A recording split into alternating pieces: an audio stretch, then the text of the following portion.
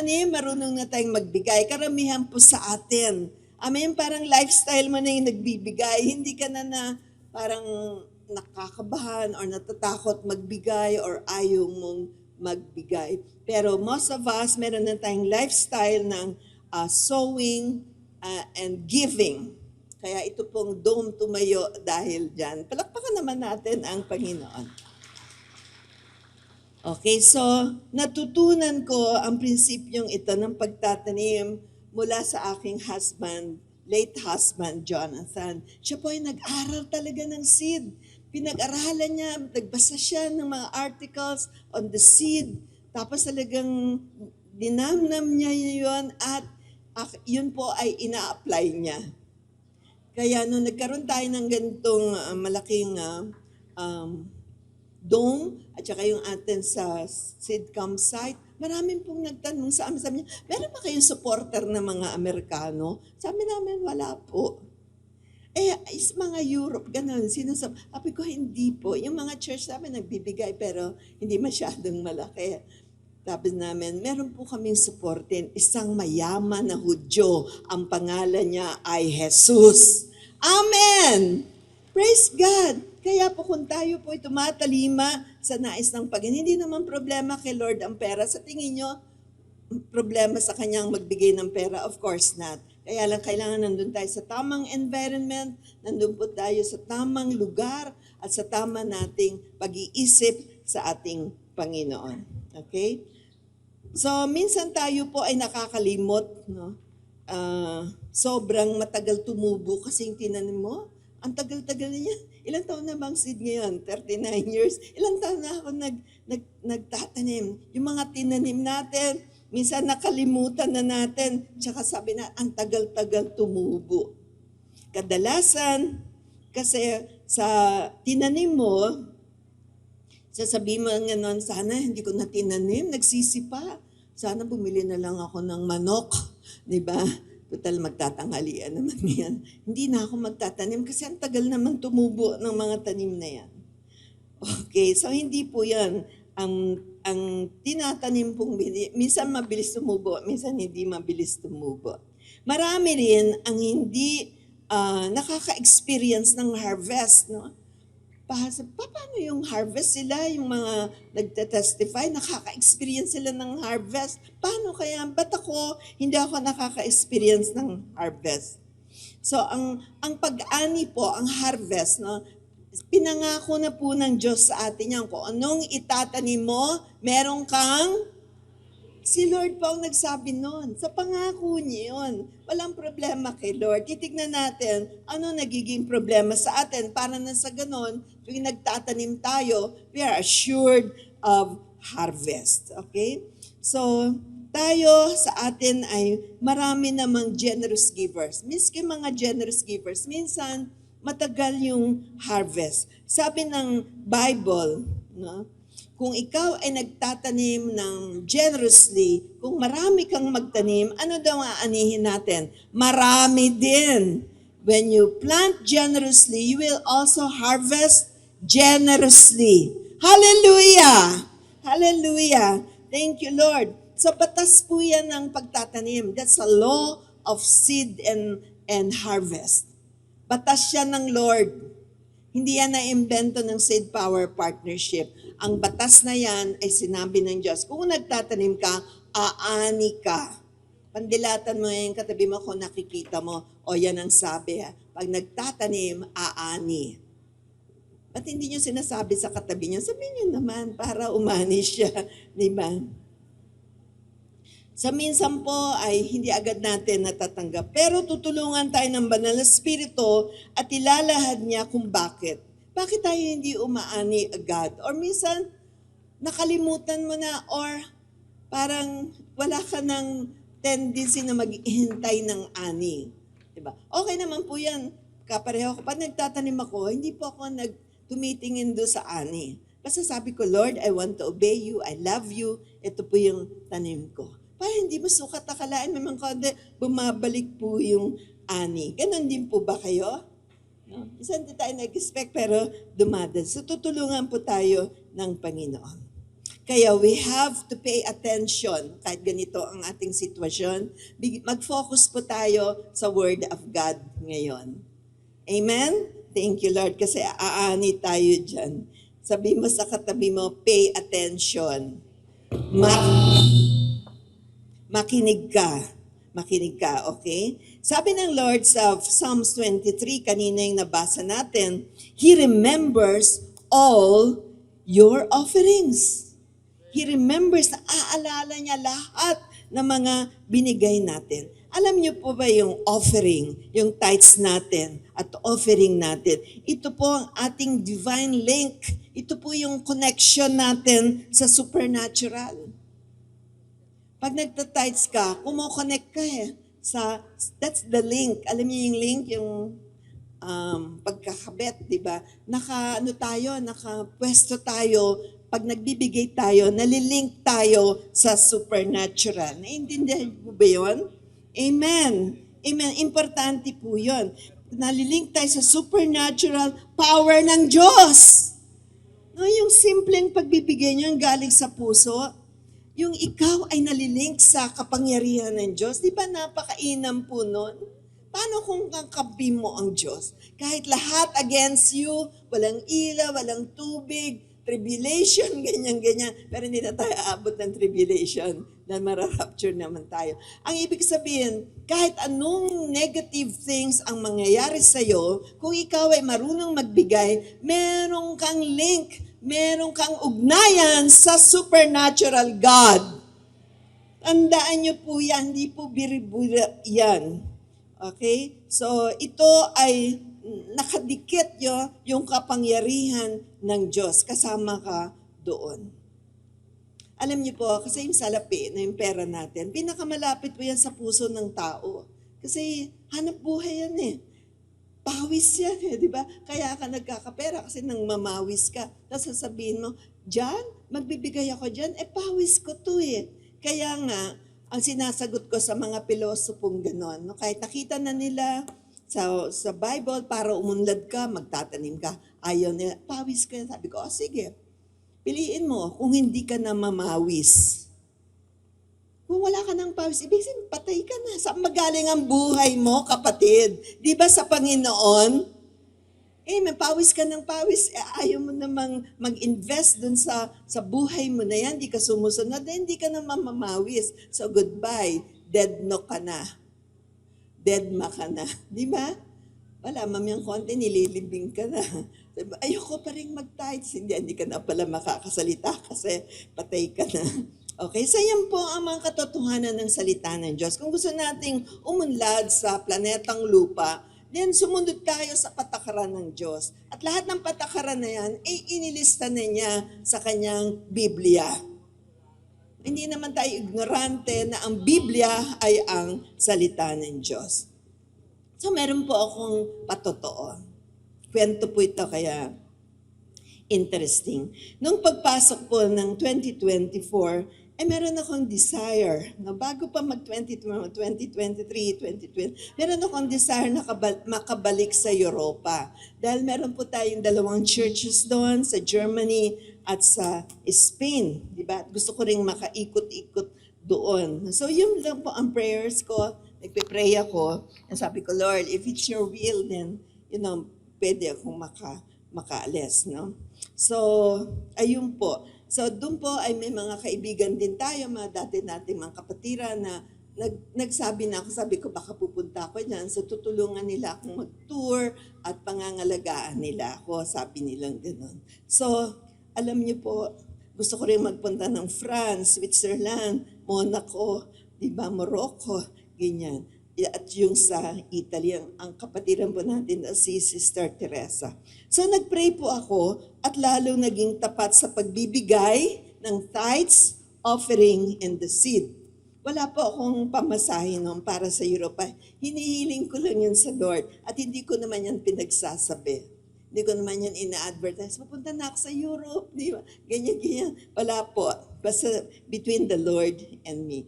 Nagpray po ako. Habang hinihintay ko ang provision, ay nag-research na po ako para dun sa mga requirements ng Schengen visa. No? Isang visa na lang for the whole of Europe. Back and forth po. So, tinuloy ko po ang application ko ng Schengen visa sa Spanish Embassy kasi doon po ang entrance ko at naroon yung JCSGO family.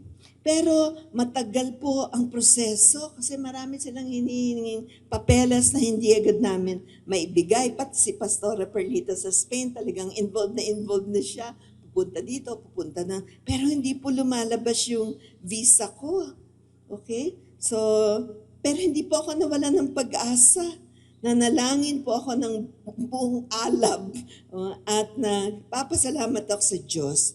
May mga ilang araw po bago mag-expire ang tickets ko, may tickets na po ako. No? Yung pong aking best friend ay isang, meron siyang agency at sabi niya, sige, pahiramin mo na tickets kasi hahanapin nila yan sa embassy. Bago po mag-expire yung tickets, naaprubahan po yung aking visa. Ayun. Kaya, sige po, palakpakan natin ng Panginoon para makapunta rin kayo ron.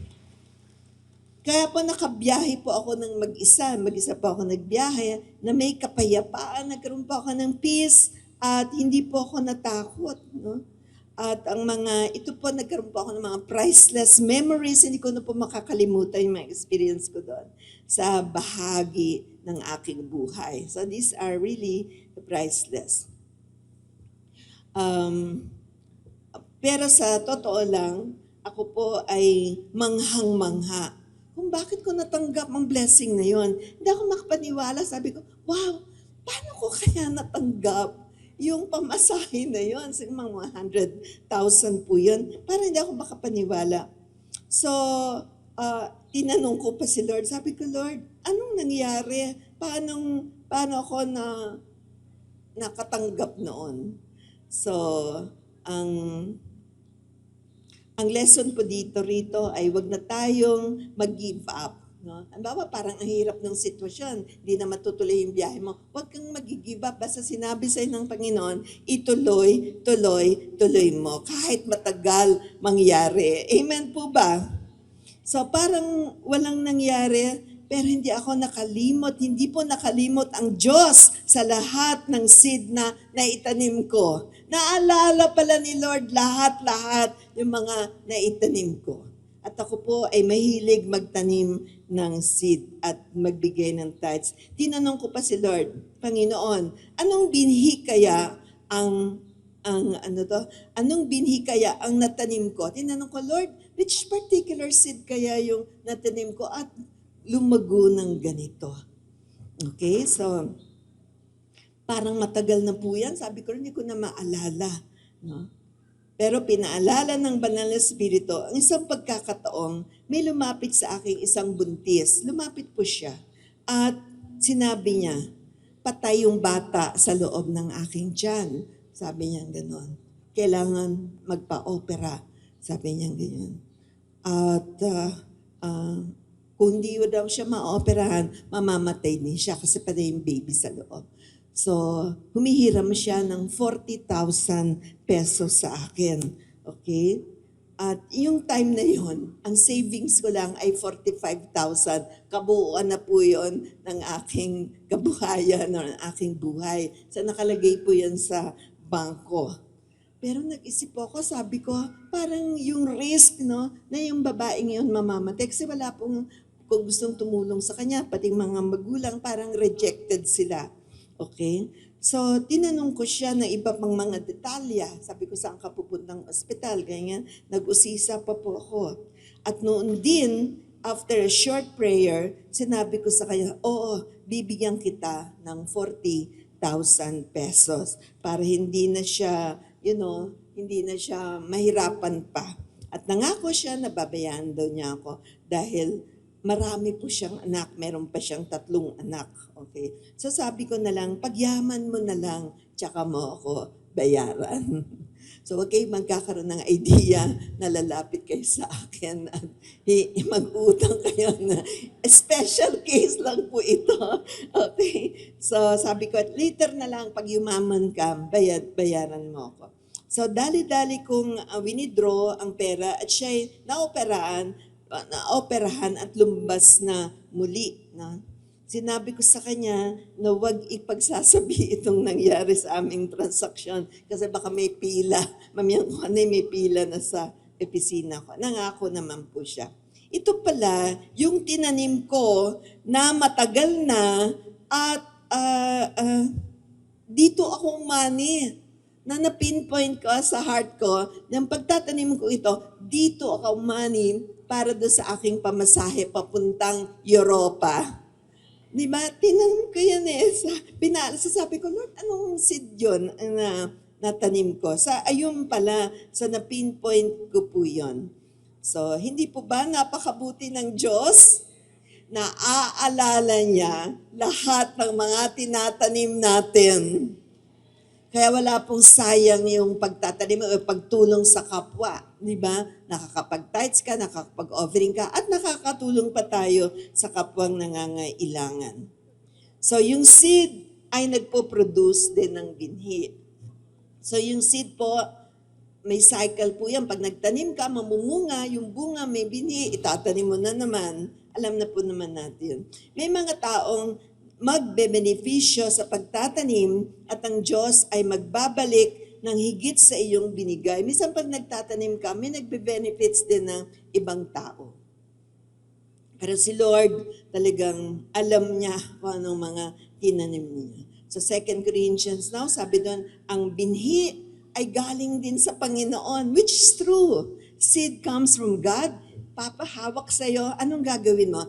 Kakainin mo, itatago mo, o itatanim mo. Part of it, tinatanim po natin. Yung iba, pangkain naman natin. Pero lahat yan ay galing rin kay Lord. Kaya yung sinasabi niyang magtanim kayo, siya na rin yung nagbigay ng itatanim. Hallelujah! Di ba napakabuti ng Diyos? Tinitignan lang niya yung obedience natin kung tayo ay sumusunod sa mga ganitong patakaran niya. At minsan pagbigay niya, mas mahigit pa doon sa tinanim mo. Hallelujah. Naging ugali namin ni Jonathan, ni Jay, ang pagtatanim. At isa na nga ang pong-ani natin ay itong seed dome. Ang una pong nagtatanim talaga dito sa seed power, seed project pa ang tawag natin, ay si Jonathan. Hindi ko po mahiram yung kanyang pananim. Sabi ko, pahiram naman. Yung tithes niya, hindi ko mahawakan. Yung seed niya, hindi ko po mahiram yon. Kaya very faithful po siyang nagsiseed. Ako na rin ay nakigaya na rin ako. Naging faithful na rin ako. Hindi naman malaki ang seed ko noon. Maliliit pa po yung mga seed ko noon.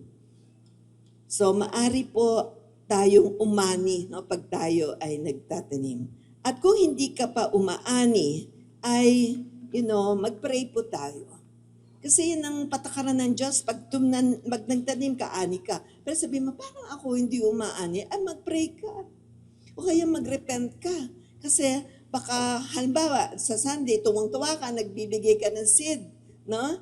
Ay, salamat Lord, nag-tithes ako. Ito yung tithes ko. Pero paglabas mo sa pintuang yan, pag-uwi mo ng bahay, nanood ka ng news, nanood ka ng balita. Sabi sa balita, maghihirap ang Pilipinas.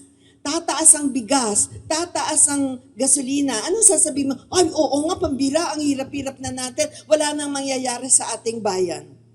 Kanina, nung Sunday, tuwang-tuwa ka, Lord, yes, your word is true. Hindi mo kami pababayaan. Lahat ang kinanim ko ay tutubo. Pero paglabas mo, iba na ang sinasabi ng iyong bibig. Malas namang buhay to. Hindi na ako magbibigay dyan. Hindi mo pa nakikita ang resulta. Naiinip ka na at yung bibig natin, kalaban talaga natin yan.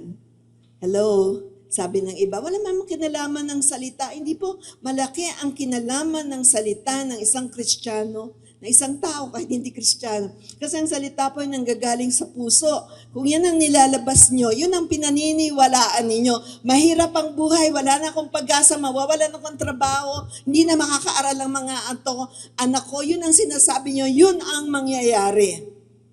Pero sabihin niyo that my God shall provide all my needs. Kaya ng Diyos na ako ay tulungan. Di ba? Kaya niyang bigyan kami ng pag-aaral ng aking mga anak. Pwede niya kaming bigyan ng pagkain. Hallelujah! Kaya iingatan po natin, no? Paglabas natin dito ngayon, positive na positive tayo, Lord. Salamat po. Pangako mo yan, Lord. Mayroon konti iba na ang hangin. Nag-iiba. Thank you, Lord. Hallelujah. Kaya minsan po kailangan nating mag-repent. Sinasabi, ay hindi naman totoo yan. Di ba? Kaya hindi ka umaani. Kasi lahat ng sinasabi, hindi naman totoo. Sasabihin pa nila, hindi totoo ang prinsipyo ng seed. Meron pong nagagalit sa amin. Medyo tinuturo yan. Nasa Bible, sabi ko gano'n. Nung na-build na po ito, dumating sila at nang mangha sila, totoo pala yung sinasabi mo. Kasi alam nila, naman tayong mga super rich, tayo to. Pero pinapayaman ang bawat isa ng Panginoon. Amen? Sabi pa nila, basta ako, tithes lang. Pero yung offering, hindi na ako gagawa niyan. So, alam niyo kapatid, magkasama mo ang tithes and offerings. When you speak of tithes, yung tithes, specific yung percentage yun, 10%. Kung kumikita ka ng 50 pesos, yung 5 pesos, tithes mo yun unto the Lord. Pero yung offering is beyond your tithes. Binibigay mo yon from your heart. Iba kahit madilim, nakikita ko nakasimangot na. Diba? It's beyond your life. Nagbibigay ka sa tuwang-tuwa ka na nagtatanim ka pa ng offering mo. At yun, napakalaki po ng balik nun, tithes and offering. Sinasabi ko po ito sa inyo, para lahat tayo ay sumagana. Amen. Ayaw natin na kukunti lang yung mga sumasagana. Gusto natin lahat po tayo makaranas ng kasaganaan ng Diyos. Meron pong mga pagkakataon, di ba, na talagang hindi ka maka-harvest, no? Ang sabi diyan ng Bible, baka yung seed natin naghalo-halo. May contamination.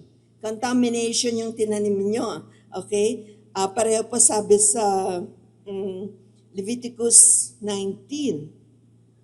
Ano pong sabi doon? Huwag daw tayong magtatanim na pare-pareho. Yun nga, yung salita natin, negative, tas nagtatanim tayo ng seed, parang it won't work. Mababansot yung seed. Pag kayo nagtatanim, pasalamat na kayo sa Panginoon. Lord, salamat sa buhay na pinagkaloob mo sa akin. Salamat at nagkakaroon ako ng pagkakataon, mabalik sa iyo ang tithes at mabigay ako ng offering. Maliwanag po ba?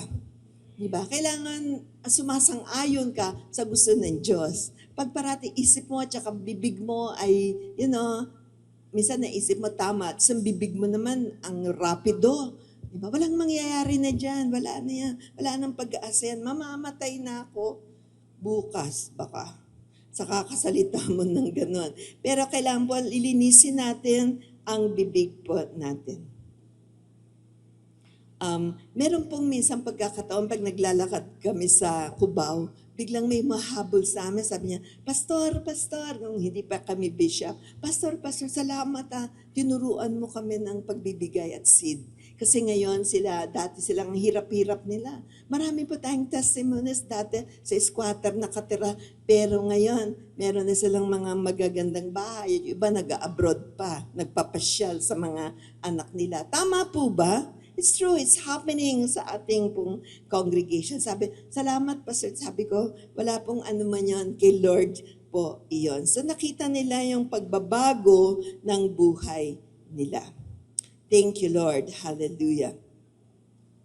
So bigyan po natin ng panahon ng ating pagbibigay, no? Pagbibigay ng ating tithes. Kapag nagbibigay kayo, ang pagbibigay po kasi sa Panginoon, pag-honor sa Kanya, paggalang. Ngayon yung mga envelopes nyo, ilalagay nyo din yung pang-offering niyo, ilalagay nyo. Iwasan yung kinukusot. Para naman tayo nasa palengke, pagbilang namin, puro nakakusot, ang gulo-gulo ng pera. Diba? Kasi binibigay niya yung pabalik. Alam niyo po sa Korea, sa South Korea, nakapunta po kami doon. At pinakita po nila sa amin kung paano yung mga tithes nila. Alam niyo yung mga pera nila, pinaplansya pa nila bago nila ilagay sa envelope. Grabe, no? Ganun nila ka-honor kasi sabi nila, Lord, ito ay simbolo ng blessing mo sa akin. Habang may blessing, nagpapasalamat sila. Ganun sila kagrabe mag-honor ng tithes nila. Hindi yung kung ano na lang ang makuha sa bulsa, lagay sa offering. Parang magpapasalamat ka naman at pray mo, Lord, magbibigay ako ng tithes ko ngayon. Magbibigay ako ng offering ko. Give your best. Amen. Tsaka yung maayos. Hindi yung parang, ayan na nga, kunin mo na ngayon, makaalis na nga dito. Huwag ganon. Parang wala tayong maaani pagkano mabubulok po yung seed. So, yun po ay tinuturo ko pa yan sa inyo para lalong maging mainam ang ating pagsisid. Alala ko po noon, meron kaming kotse na binigay ng boss ko, nagtatrabaho din ako noon. Ang tawag namin sa kotse na yun, Volkswagen. Kasi Volkswagen na, bulok-bulok na, pinapagamit po sa akin yun. Yung Volkswagen na yun, bago ako mag-drive, magtatangs muna ako mga 5 minutes, 10 minutes, para umandar. Okay? At pag umaandar na, kasi baka tumigil, hindi na mag-aandar ulit, di ba? Kaya ayun, tawag ko doon yung Volkswagen. Tapos yung sahig niya, meron pang butas-butas, kaya free aircon. Okay? Pero ginagamit ko po yung malaking tulong din sa akin. Okay? So, ang nangyari po, nung nalaman ko yung mga katotohanan na to, talagang nag-serious ako. Sabi ko, magbibigay ako para magkaroon ako ng sarili kong sasakyan. Praise God. Thank you, Lord. Marami po kaming napagdaan ng kahirapan. Kaming dalawa po ni Jonathan. Sa hirap at ginawa, magkasama po kami. Walang iwanan hanggang sa dulo. Subalit hindi po kami nag-give up sa pagbibigay. Yung pagbibigay po sa mga offering, yun po ang hindi nawala sa amin. Kahit ang hirap-hirap na namin, humahanap kami ng mga pagkakataon, makakapagbigay. Minsan nag-attend po kami ng isang malaking conference sa Folk Arts Theater. It's a Christian conference. Nandun po kami. Yung time na yun, wala talaga kaming pera. Konti lang, pamasahe lang po. So, nagkatinginan po kami yung time na ng offering. So, ang ginawa ko, kinuha ko pa yung relas ko. Alam na ng iba sa inyo. Yung po ang pinang-offering ko.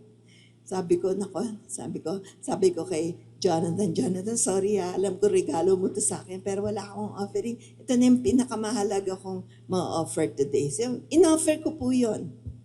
At alam niyo, after 2 weeks, 3 weeks, nagkaroon po ako ng bonus dun sa pinapasukang kumpanya. Di ba napakabuti ng Lord? 4 times pa ang halaga kesa dun sa relos na binigay ko. So, meron po tayong dapat na desire na nagbibigay po tayo. Dahil alam at naaalala ng Diyos ang lahat ng ating binibigay. Thank you, Lord. Hallelujah. So, ano pa bang gusto kong sabihin sa inyo? Okay? Praise God. Thank you, Lord. So, kung nagbibigay ang Panginoon ng binhi at ito ay ginagawa ng Diyos, ito po ay lumalaki yung binhi at nakikinabang sa ang iba. So, yayaman po kayo at magkikinabang din yung ibang tao sa inyo, bigyan yung trabaho, o kaya pag kailangan, meron tayong napapahiram sa kanila. Ngayon, kung ikaw ay naghahasik ng binhi dito sa 15th Avenue, Cubao, Quezon City, alam ng seed na siya ay dapat tumubo. Amen. Kung ikaw ay dito naghahasik sa JCSGO, 15615, dito mo inahasak yung seed mo. Alam mo ng seed na yon na dapat siyang tumubo. Amen. Hallelujah. Because this is fertile ground. Amen. Ito pa'y matabang lupa. Napatunayan na po yan sa maraming pagkakataon. Actually, sa June 29 ay 31st anniversary po ng ating Seed Power Partnership. 31 years na po ito. Thank you, Lord. At may spillover na sa dream campsite po natin. Dahil po dito sa lugar na to, parati kong sinasabi sa inyo, wala na tayong utang dito kahit 5. Bayad na po itong lupa, ang mga properties, bayad na po. Kaya inaasikaso natin ngayon itong bubong, mag-uumpisa na po tayong Nandiyan na po yung ibang materials. Kasi ito po, pag umuulan, tumutulo. Tumutulo na. Kaya papalitan na po ang bubong na yan. Okay? So, yun po. Pag nagtatanim tayo, aanit tayo. Thank you, Lord. Okay, may naman kasi nagtatanim, naghahasik, pero sa semento tumatama, di ba? Mainit ang semento at hindi po yun tumutubo. Praise God. So, mali po yung tinaniman. Sa Mark 4, hindi na tayo pupunta doon, ay nagturo ang Panginoong Hesukristo ng parable of the seed. Ito'y talanghaga tungkol sa binhi. We're so familiar with this, no? At kung papaanong lumago ang seed, dapat ito ay maitanim sa anong klaseng lupa? Matabang lupa. Kailangan pag nagtatanim ka sa matabang lupa. Amen. Kasi kung hindi, masasuffocate lang yon or mamamatay yung seed. Okay? Ito ang lupa. Sa parable na yan, ito rin ang ating puso.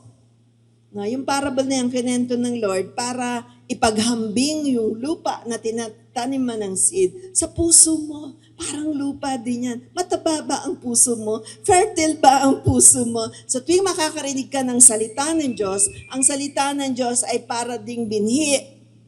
Amen. Sabi ng Word of God, the Word of God is like a seed.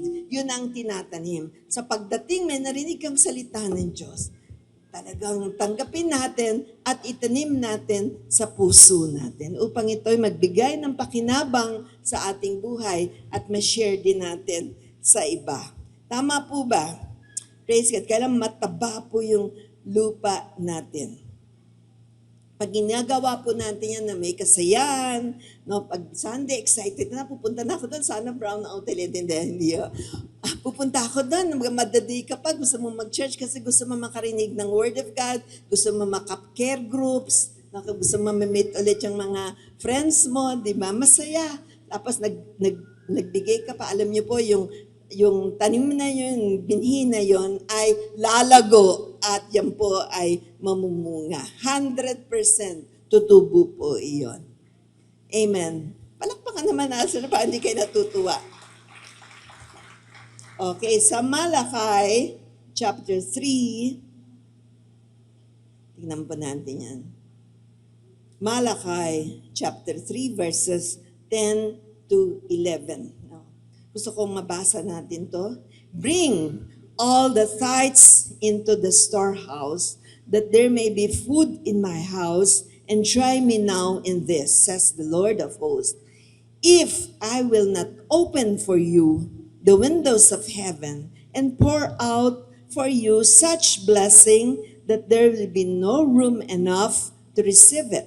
And verse 11, and I will rebuke the devourer for your sakes, so that he will not destroy the fruit of your ground, nor shall the vine fail to bear fruit for you in the field. So ito po ay si Propeta Malakay, sinabi niya to, di ba, na dalhin ang ating mga seeds sa tahanan ng Diyos, sa sambahan. Doon natin tinatanim ang ating mga seeds, no? So sabi niya dito, ay habang nagtatanim tayo, mararamdaman natin at marirealize natin, I pray na ma-realize natin that there's a supernatural power of God para tumubo ang seed na to. Ito'y salita ng Diyos at meron siyang kasamang supernatural power. Kaya pag nagtatites tayo, may nangyayari dun sa binibigay nyo because it's God's. Amen? Hindi po ito pakiusap. Kung tayo po ay mga Kristiyano, then we obey the Word of God, is the power of God. Ito po ang pagsusolin ng tithes at pagbibigay ng mga offering natin o mga seeds. Lahat ay magsabi ng, parang hindi makalabas yung amen, parang natigil sa lalamunan. Okay, so ito po is supernatural. And sighting is supernatural. Palibasa, sanay na tayong nakikinig na, Malakay 3:10, ito. Pero tignan niyo yung supernatural na ginagawa ng Diyos dito. Amen. Na mapaparami niya mapaparami niya yung seed at yung seed na yan ay talaga namang magiging kaaya-aya para sa. Sabi pa niya, I rebuke, sasalangsingin ko ang demonyo na nagtatry na manira ng iyong tahanan, iyong mga negosyo, iyong pamilya, sisira niya, kagano niya. Pero sabi nila, hindi siya makakagalaw sa iyo pag ikaw ay isang tither, ikaw ay nagbibigay ng tithe. Yung iba nga, cancer na, gumagaling pa dahil tither eh. Andiyan ba si Yoli? Di ba? Cancer po siya. Pero sabi niya, ako'y magta-tithes. Magtatrabaho pa rin, magta-tithes ako. Ngayon po, buhay na buhay. Mas maganda pa siya kaysa dati. Asan ka, Sister Yoli? Are you here? Ayun, tumayo ka nga. Pakita mo nga yung beauty mo. Ayan. Thank you, Lord. Di ba? Survivor po siya dahil sa kanyang pandiniwala sa atin. Sabi niya, I will rebuke the devourer for you so that it will not destroy the fruits of your land and the vine in your field will not fail to produce fruit, says the Lord of hosts. Kung ang buong Pilipinas kaya, di ba, tayo ay tinatawag na Kristiyanong bansa, pero hindi po marunong mag-tithes ang mga Kristiyano sa Pilipinas. Ang tawag sa kanila, ibang klase, hindi sila naniniwala, hindi nga nila ine-exhort ito eh. Kaya ang bayan natin ang hirap. Pero ngayon, nagra-rise up ng mga born-again Christians na nagbabasa ng Bible, naniniwala sa Bible, ginagawa ang Bible, kaya ang bayan natin ay makikinabang. Amen. So ito po ay salita ng Diyos. Magtanim tayo, mag-tithes tayo. Okay? Pag napakawalan po natin yan, kasi minsan yung tao masyadong iniibig ang pera, hindi makatulog kung walang pera. May init ang ulo pag walang pera, di ba? Alam niyo po, ang Diyos, maraming pera. Okay? Ang mga tao naman minsan, mukhang pera. Ayaw natin yon. Kailangan pa ibalik natin sa Kanya kung ano ang sinasabi niyang ibalik. Kahit sa Old Testament, nagtatites na po yan. Sila Abraham, yun ang kanilang ugali. Pag 10 ang baka nila, yung isa, binibigay nila. Diba?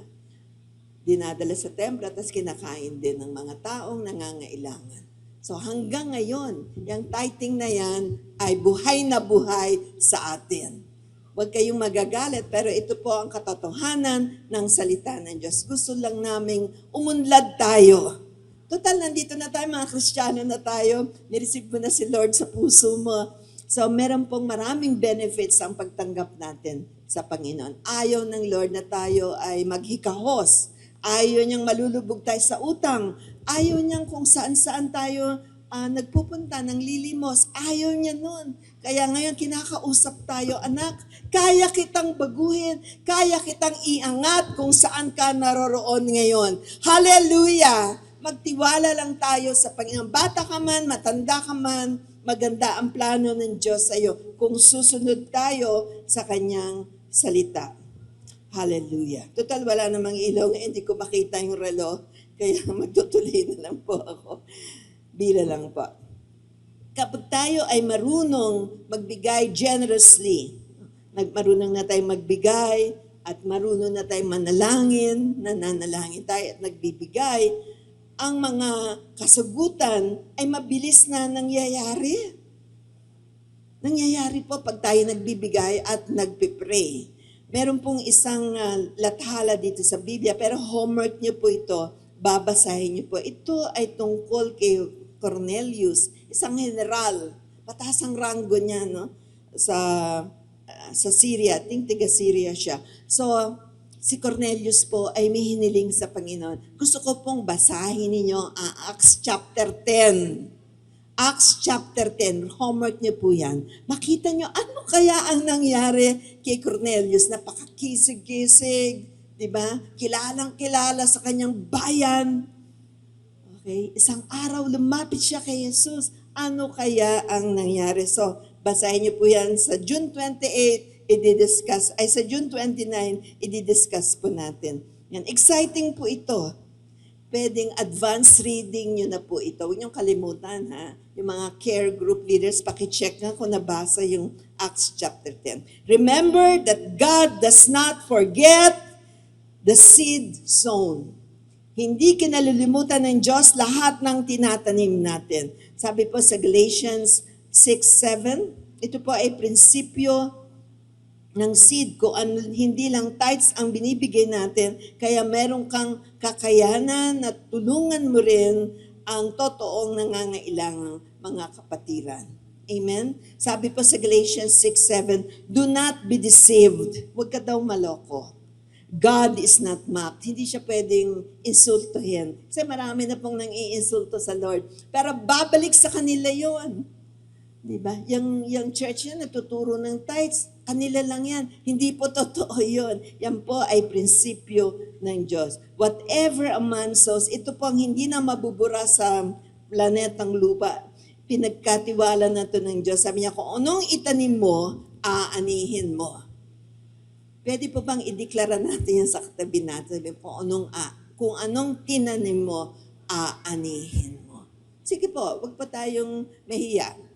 Yan po isang prinsipyo, kaya ang dami ding mahihirap, madaming confused, madaming nagugulat kasi hindi sila nagbabasa ng Bible. Pag nabasa nila yung Bible, magkakaroon sila ng kalayaan. Amen, ng kalayaan na makilala ang Diyos at ang Diyos ang magbibigay ng pagpapala. Nagawa na po ni Jesus Christ yan sa cross of Calvary. Hindi na tayo ang dapat magpapako pa sa krus. Ikaw ay sinave ka na ng Lord. Niligtas ka na ng Panginoon. So lahat-lahat ng buhay natin ay umiikot sa ginawa ni Kristo sa krus ng Calvary. Doon nagkaroon tayong kalayaan. Yung mga sumpa na nararanasan natin sa ating buhay, away ng away, hiwalay ng hiwalay, di ba?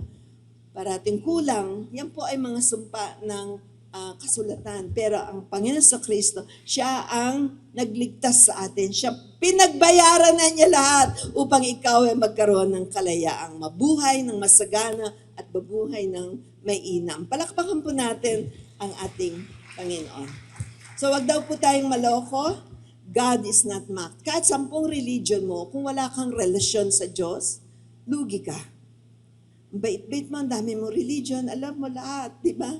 Pero kung wala ka naman relasyon kay Jesus, you missed 100% of your life. Kaya sa Lord ngayon, nagkukumahog siya. May mga gospel na ganito, may nag-share sa schools, kung saan-saan, sa mga barangay, para makarinig ang tao. Kasi ang choice ay nasa tao pa rin. Ang pagpili ay nasa tao pa rin. Kikilalanin niya si Jesus o hindi. So, balikan po natin ang Psalms 20 verse 1. Started with the day of trouble. May trouble. Kulang, no? Kulang ang kaperahan. Walang hindi makabayad, may mga problema. Sukat naman tayo ay makaranas. Sa lahat naman tayo nakakaranas ng mga ito. Subalit tayong nagbibigay ay aalalahanin ng Diyos. Hindi ka magtatagal sa ganyang sitwasyon. Kung meron kang sitwasyon ngayon, parang may kulang, no? Tayo po ay humingi sa Panginoon, magtiwala sa Kanya. Hindi magtatagal, magbabago ang sitwasyon mo sa buhay. Amen. Sabihin po nga natin sabay-sabay, sabihin nyo, I am a giver. I am a servant of the Lord. I am blessed of God. Sabihin nyo, I am blessed. Ilagay nyo yung kamay nyo sa heart ninyo. I am blessed. I am blessed of God. Pinagpala ka ng Panginoon. Wala nang swerte-swerte sa ating mga Pinoy. Swerte-swerte, hindi. Blessing ang tinatawag natin. Blessings ng Lord. Okay, so ingatan natin ang mga lumalabas sa ating bibig. Minsan po, napakamangmang ng maraming tao sa Biblia. Alam nila lahat ng religion, pero ang Biblia hindi nila alam. So it's about time ngayon na pinapalawak ng Lord ang reach ng Bible sa TV, sa radio, sa mga awit. Bible po ang tinuturo. Bakit po ganito? Dahil hinahanda niya tayo sa kanyang muling pagbabalik. Amen? Nangako siya, babalikan ko kayo, babalik ang Lord. Sana ready tayo. Amen. Hindi yung Antichrist ang iniintay natin, si Kristo mismo ang iniintay natin. Let's all rise. Tayo pong lahat ay tumayo. At minsan pa ay i-renew natin ang relasyon natin sa Diyos. Ito po ay relasyon. Pagkilala natin sa Kanya. Kailan mo last kinausap si Lord, di ba? Parang ang layo-layo kasi nga hindi natin siya makausap. Pero sabi ng Panginoon, kung ipapahayag mo na si Jesus ay Panginoon, sinabi po yan sa Romans 10:9 and 10, at sasampalataya ka ng buong puso na muli siyang binuhay ng Diyos, maliligtas ka sapagkat itunuring ng Diyos na matuwid ang taong sumasampalataya sa Kanya ng buong puso. At kung ipapahayag niya na siya'y sumasampalataya, maliligtas siya. When we believe the Lord, if you confess with your mouth that the Lord Jesus, and believe in your heart that God has raised Him from the dead, you will be saved. For with the heart one believes unto righteousness, and with the mouth confession is made unto salvation. Amen. So sumunod po kayo sa panalangin ito. Ito po yung panalangin ng kaligtasan. Ito po ay pinray ko din sa many years ago. At hanggang ngayon po ay wala akong pagsisisi na nakilala ko ang ating Panginoon. Meron po siyang plano para sa bawat isa sa inyo. Parang sa feeling mo, hindi mangyayari yan. Pero si Lord, kaya niyang pangyarihin yan sa buhay niyo. Importante lang yung puso natin na tumatanggap sa Kanya. Amen? So tayo po ay manalangin. Sabihin niyo, Ama, sa pangalan ni Jesus, ako po'y lumalapit sa iyo. Humihingi po ako ng kapatawaran sa aking mga kasalanan. Patawarin niyo po ang kayabangan ko na minsan ay hindi talaga kita kinikilala. Naririnig lang kita pero hindi kita kilala, Panginoon. Subalit sa araw na ito, ako po'y naniniwala at sumasampalataya na ikaw, Jesucristo, ang anak ng Diyos, nagkatawang tao, namatay sa krus ng Kalbaryo, inilibing, sabalit pagkalipas ng 3 araw, ikaw ay nabuhay na muli. Tulungan niyo po ako, Panginoon, sa araw-araw kong buhay. Ako po ay nagpapakumbaba sa harap mo. Hindi ko po kayang mabuhay mag-isa. Kailangan kita, Panginoon. Sa pangalan ni Jesus, Amen. Amen. Palakpakan po natin ang Panginoon. Sa lahat po ng mga tumbak sa Panginoon, ang sabi po ng Biblia, ikaw ngayon ay tinatawag ng anak ng Diyos. Hindi ka na ordinaryong tao na naglalakad dyan sa kubaw. At sino mang tumanggap kay Kristo sa kanyang ginawa at sa kanyang pagka-Diyos, ikaw ngayon, ang tawag sa iyo a child of God. Bibigyan ka ng talino ng Lord. Maraming tao kasi hindi nila maintindihan kasi wala silang talino galing sa Diyos. Pero kayo pong lahat ay bibigyan ng talino ng Diyos, nakilala mo pa siya na mas malalim pang paraan. Amen. Praise God. So ngayon po ay handa natin ang ating, makakaupo muna po tayo sandali. Handa po natin ang ating sarili para sa covenant meal. Sabi po sa Luke 22:17-22, then he took the cup and gave thanks and said, take this and divide it among yourselves, for I say to you, I will not drink the fruit of the vine until the kingdom of God comes. And he took bread, gave thanks and broke it, and gave it to them, saying, this is my body which is given for you. Do this in remembrance of me. Likewise, he also took the cup after supper, saying, this cup is the new covenant in my blood, which is shed for you. But behold, the hand of my betrayer is with me on the table. And truly the Son of Man goes as if he has been determined, but woe to that man by whom he is betrayed. Pagkatapos, kumuha siya ng inumin, nagpasalamat sa Diyos at sinabi sa kanila, kunin niyo to at paghati-hatian. Sinasabi ko sa inyo na hindi na ako muling inom ng inuming ito mula sa ubas hanggang sa araw ng paghahari ng Diyos. Pagkatapos kumuha siya ng tinapay at matapos magpasalamat sa Diyos ay hinati-hati niya ito at binigay sa kanila. Sinabi niya, ito ang aking katawan na hinahandog para sa inyo. Gawin niyo ito bilang pag-ala-ala sa akin. Pagkatapos nilang kumain, ganun din ang ginawa niya sa inumin. kinuha niya ito at nagpasalamat sa Diyos at sinabing, ang iinuming ito, ang bagong kasunduan na pinagtibay ng dugo kung mabubuhos dahil sa inyo. Panginoon, pagpalain niyo po ang mga elemento nito, Panginoon, ang tinapay at ang katas ng ubas, Panginoon. Pagpalain mo ito, Panginoon. Lord, as we remember you, Lord, inaalala namin, Lord, yung ginawa mo para sa bawat isa sa amin, Lord. Yung pagkapako mo sa krus, kung saan ang katawan mo ay nagkaluray-luray, Lord. Pinalo, Lord, ng 39 times, Lord. Lumabas ang iyong dugo, Lord. Tumulo sa lupa, Panginoon. Salamat po, Panginoon. Lord, hindi po namin mababayaran ang mga bagay na yan. Subalit, Lord, ikaw ang namatay para sa amin upang magkaroon kami ng kapayapaan, upang magkaroon kami ng kalayaan, Lord, upang yung mga sumpa sa buhay namin, Lord, na minanapan namin sa mga ninuno, Lord, ay mawasak in the name of Jesus. At upang kami pagalingin rin sa mga sakit na walang lunas, O God. Salamat po, Diyos, sa kalayaan ng aming buhay dahil sa iyo, Heso Kristo. Lord, we appreciate, Lord. Sige, papasalamat tayo sa Panginoon at meron kayong dinadaanan ngayon na sa inyong buhay ay ilapit nyo sa Panginoon. Magtiwala kayo na sa pamamagitan ng communion na ito, may mangyayari po. This will be a contact sa atin, physical contact, ang tinapay, alalahanin natin ang kanyang katawan na binigay na sa atin. At ang pag-inom natin ng katas ng ubas, this symbolizes the blood of Jesus. Ito po nagkakaroon ng healing sa pangloob nating katauhan.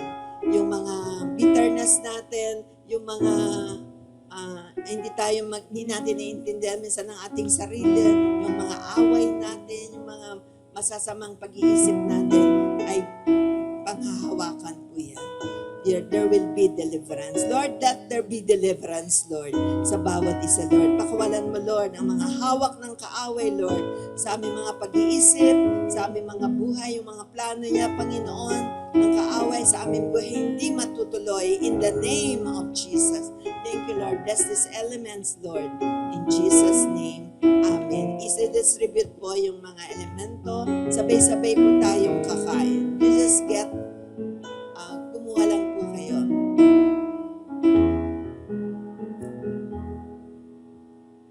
Nais kong sabihin sa iyo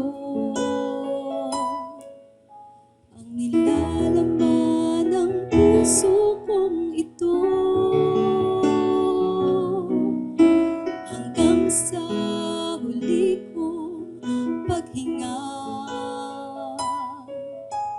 Pag-ibig ko sa'yo'y di maglalaho. Ikaw ang Diyos ng pagpapala, pangalan mo'y tatanghal. Sa langit man o sa lupa, sasambahin ang nilikha. Ngayon, bukas at kailanman, itataas kita. Nararanasan namin ang iyong kapangyarihan.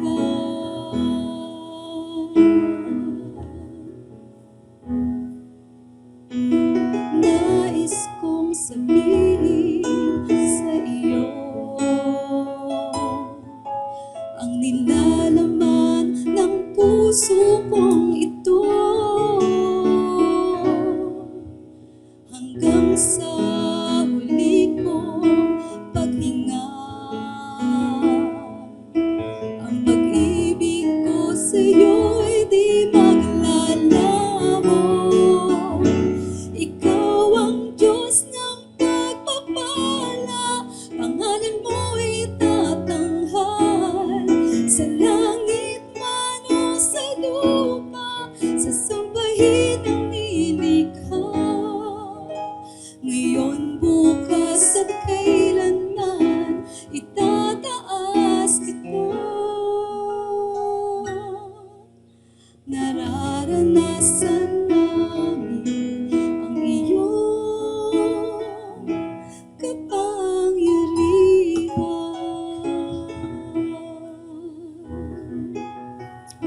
Hallelujah. Kung meron na pong lahat, tinapay at juice, itaas pa natin ang tinapay.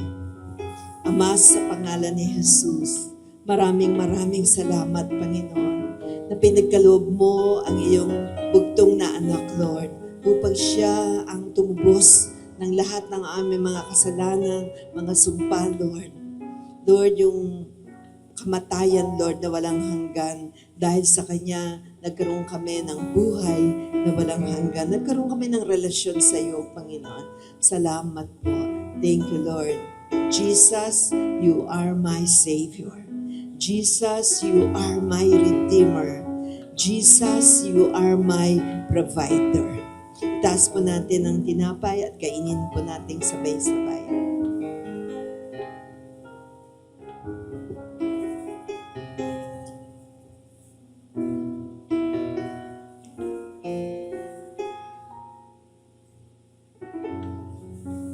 Itaas rin po natin ang kopa na may katas ng ubas. Lord, marami pong salamat, Lord, sa dugo na binubo mo sa krus ng Kalbaryo. Ang dugong yan ay tumulo sa lupa, Lord, at nawasak ang mga sumpa sa lupa, Panginoon. Sumpa ng paghihirap, Lord, poverty.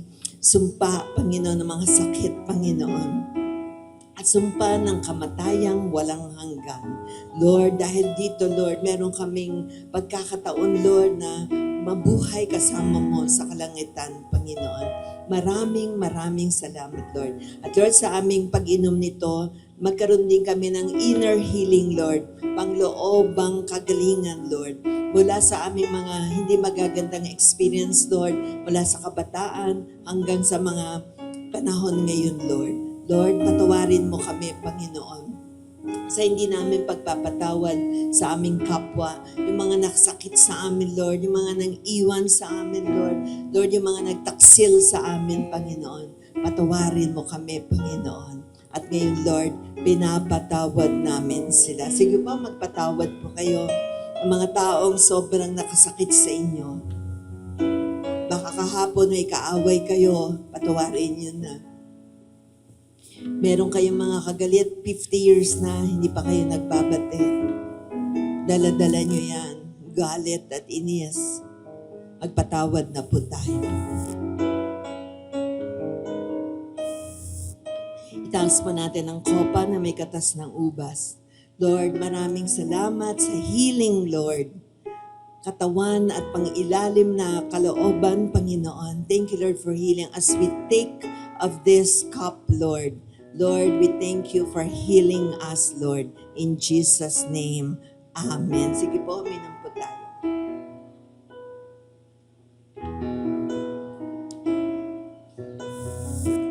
Salamat po tayo sa Panginoon.